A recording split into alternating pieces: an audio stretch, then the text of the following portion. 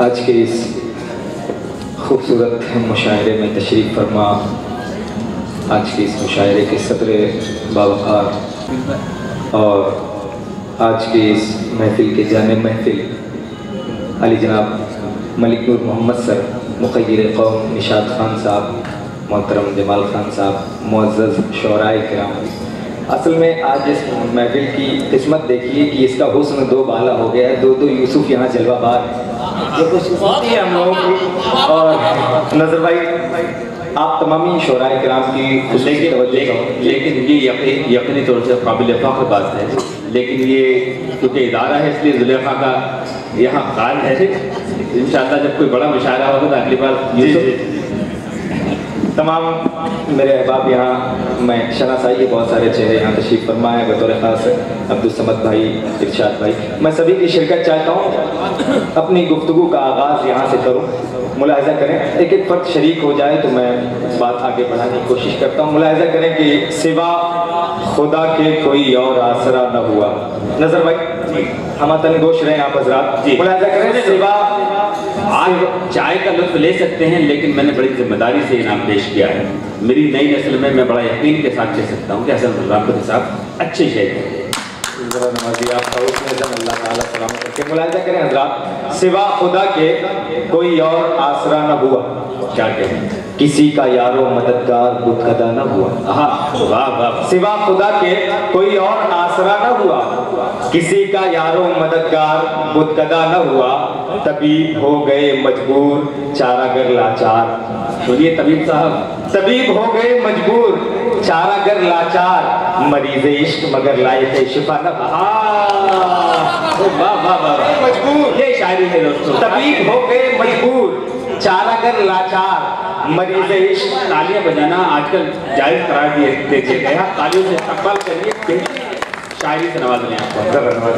طبیب ہو گئے مجبور، آپ حضرات جڑ جائیں تو میں سنا کے اپنی جگہ تلاش کر لوں گا۔ ملاحظہ کریں، طبیب ہو گئے مجبور چارہ گر لاچار، مریض عشق مگر لائق شفا نہ ہوا، مریض عشق مگر لائق شفا نہ ہوا۔ شعر بطور خاص ملاحظہ کریں کہ وہ روشنی کے لیے آج بھی ترستا ہے، روشنی کے لیے آج بھی ترستا ہے، وہ روشنی کے لیے آج بھی ترستا ہے کہ جس کے پاس اصولوں کا دائرہ نہ ہوا۔ بہت اچھا ہے، وہ روشنی کے لیے آج بھی ترستا ہے کہ جس کے پاس اصولوں کا دائرہ نہ ہوا، کہ جس کے پاس اصولوں کا دائرہ نہ ہوا۔ اور یہ شعر بطور خاص ملک نور محمد سر اور صدر مشاعرہ کے حوالے سے پیش کر رہا ہوں۔ ملاحظہ کریں کہ وہاں پہ خیر کا امکان غیر ممکن ہے، ملاحظہ کریں وہاں پہ خیر کا امکان غیر ممکن ہے، وہاں پہ خیر کا امکان غیر ممکن ہے، کبھی بزرگ سے جس گھر میں مشورہ نہ ہو۔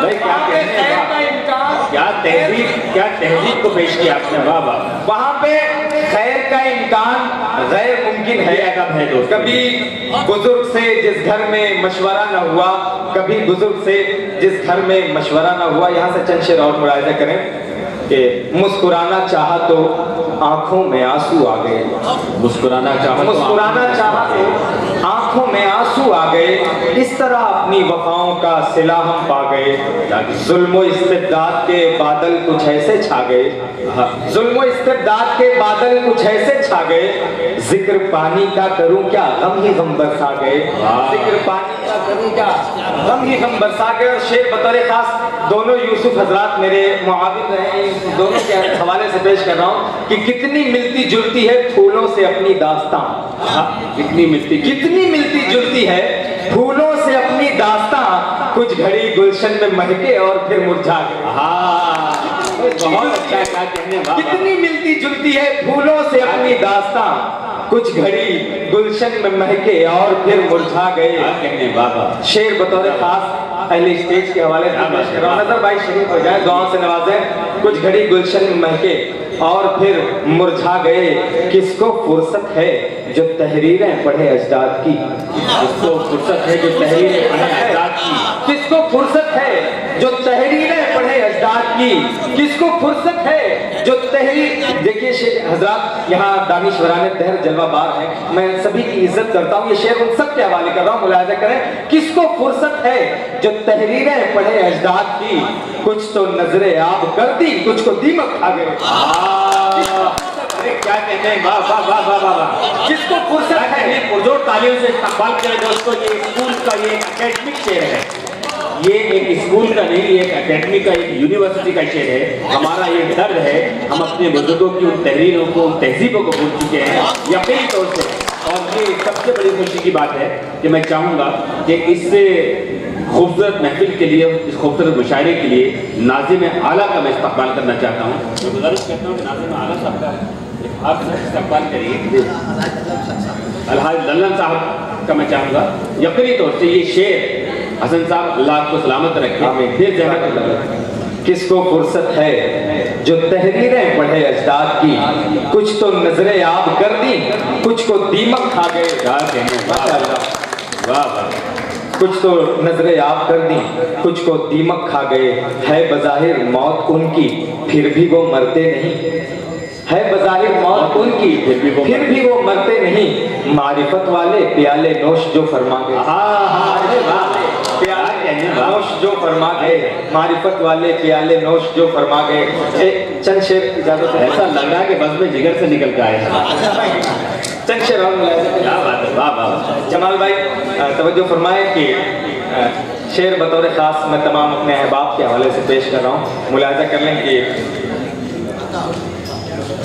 شعر ذہن سے بہرحال آپ حضرات جڑ جائیں. میں چند شعر پڑھ کے اپنی جگہ لے لوں گا. جی شاید. سوا خدا کے کوئی اور آسرا نہ ہوا، کسی کا یارو مددگار بت کدا نہ ہوا. شعر ملاحظہ کریں، مطلب بطور خاص دیکھیں انشاءاللہ. تمام عمر فقط میں نے یہ کمائی کی. تمام عمر غزل کا مطلب ملاحظہ کریں، تمام عمر فقط میں نے یہ کمائی کی، تیری طلب میں رہا تجھ سے آشنائی کی. تمام عمر فقط میں نے یہ کمائی کی، تیری طلب میں رہا تجھ سے آشنائی کی. میرے وجود کا ایک حرف بھی مٹا نہ سکا. میرے وجود کا ایک حرف بھی مٹا نہ سکا. میرے وجود کا ایک حرف بھی مٹا نہ سکا. یہ سچ ہے اس نے بہت زور آزمائی. یہ سچ ہے بہت زور آزمائی. یہ سچ ہے اس نے بہت زور آزمائی. یہ سچ ہے اس نے بہت زور آزمائی کی. اور ایک شعر بطور خاص ملاحظہ کریں کہ یہ سچ ہے اس نے بہت زور آزمائی کی. امیر شہر بنے پھر رہے تھے کل تک جو. ارشاد بھائی عبد الصمد بھائی ملاحظہ کریں. علی جان ارشاد خان صاحب توجہ فرمائیں. امیر شہر بنے پھر رہے تھے کل تک جو. امیر شہر بنے پھر رہے تھے کل تک جو، وہ قدر کرنے لگے آج پائی پائی کی. امیر شہر بنے پھر رہے تھے کل تک جو، وہ قدر کرنے لگے آج پائی پائی کی. ایک شعر میں آخری شعر اپنے برادر محترم جناب یوسف یلغار صاحب کو سمرپت کرتا ہوں. شعر بطور خاص ملاحظہ کیجیے. لفظ سمرپت میں نے انہی کے لیے استعمال کیا ہے. ملاحظہ کریں. ہندی کا بھی جواب نہیں، سچے ہندوستانی بھی ہے. بے شک یہ اصل میں ان کی صحبت کا اثر ہے. ملاحظہ کر لیں. یہ سچ ہے اس نے بہت زور آزمائی کی. انہی کے حوالے سے ایک شعر مزاح کے رنگ میں ملاحظہ کر لیں کہ جو پوچھا میں نے کہ خوابوں میں کیوں نہیں آتے.